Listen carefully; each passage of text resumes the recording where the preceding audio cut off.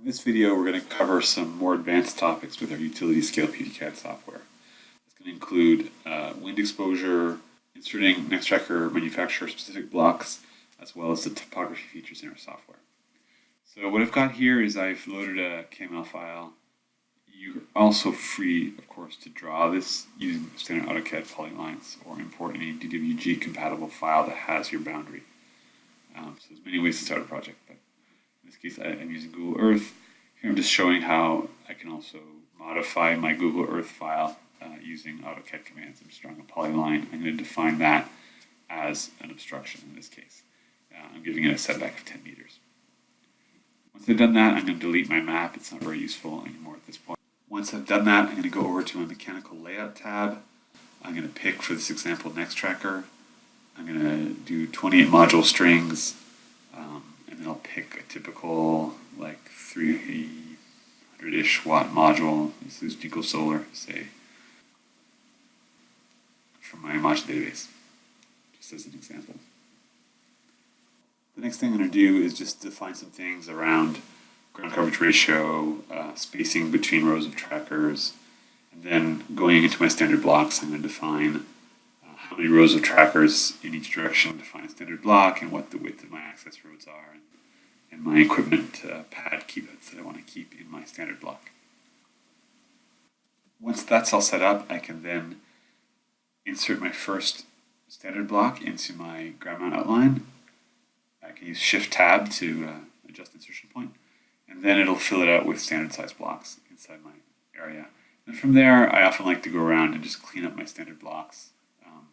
Delete ones that are obviously not going to have barely any trackers inside them. Sometimes I'll try to shift the blocks around so I can fit like 2 blocks in one area rather than 2 half blocks and 1 full block. And then the other thing I'll do is I'll delete some blocks.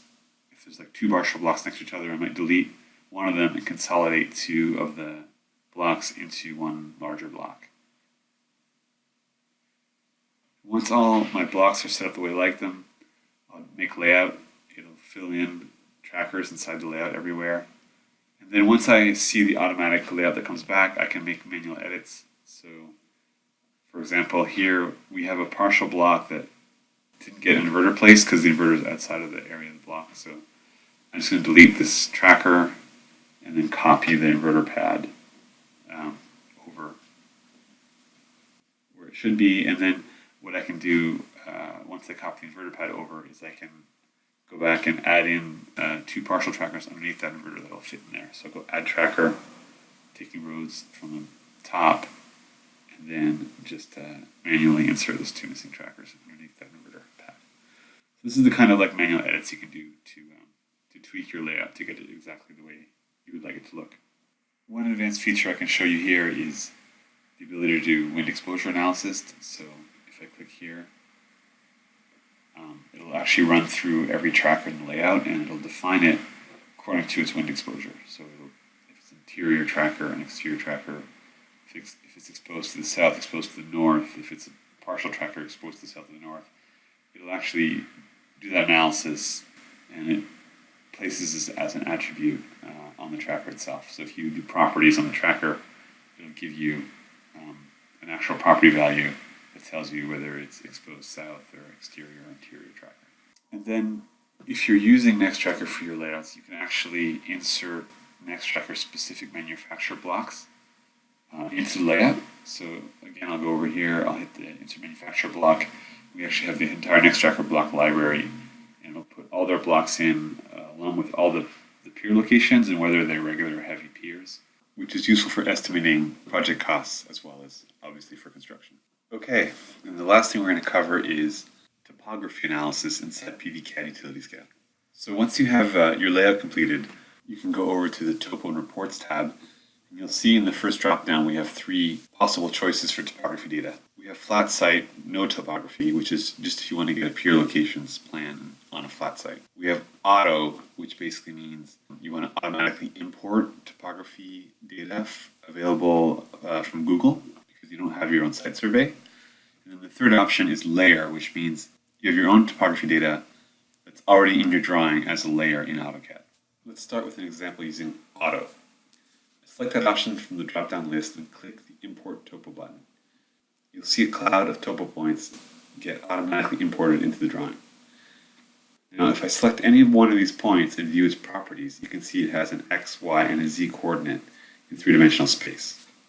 It's a little hard to see in the top-down view, but if I isolate the topo cloud layer and view using my 3D cube to get an isometric view, you can clearly see the outline of the Berkeley Hills where I've placed this layout. Okay, I'm going to go back to the top-down view and unisolate the layer, and I'll show you the next step, which is to click the Pier Analysis button. The software will ask you to define the tallest pier height you wish to use for the project, the shortest pier height that you can allow, as well as the maximum tracker angle that the tracker can tolerate. The algorithm will then go through the layer pier by pier and try to adjust some piers to be higher and some piers to be lower to maintain the tracker at less than the specified angle. If there's no possible solution, the algorithm will flag those trackers in red. Trackers that can be built within the specified tolerance are flagged in blue.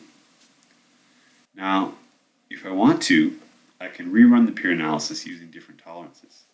Let's try allowing taller piers and increasing the tracker angle a smidge to see if it helps us get more trackers onto this very hilly terrain. As you can see, it helps a little bit, but it's still a lot of red trackers that can't be built on this extreme topography. Let's imagine we have some kind of all-terrain tracker that can go up to 45-degree angle on the slope. We'll see if we can get it to pass.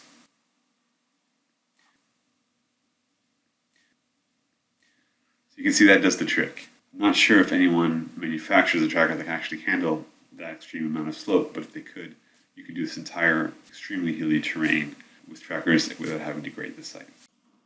Let's do another example, this time using the layers feature. So I have my topography now in a layer in the drawing as contour lines.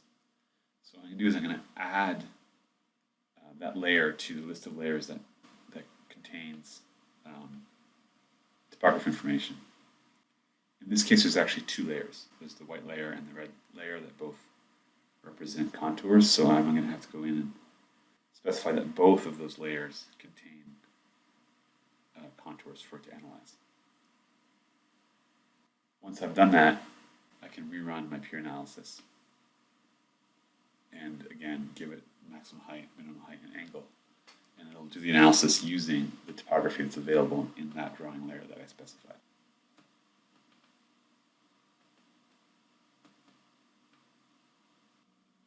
So now we can see, as before, it flags in red and blue the trackers that are within or out of scope using the contour lines that I've put into my drawing.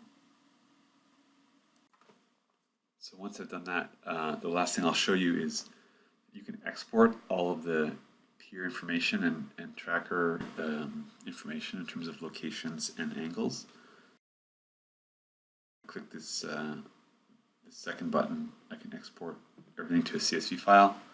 I'll open that in Excel to show you. It gives you every table in the layout, its X and Y coordinate, both in geo coordinates of latitude and longitude as well as coordinates of the drawing.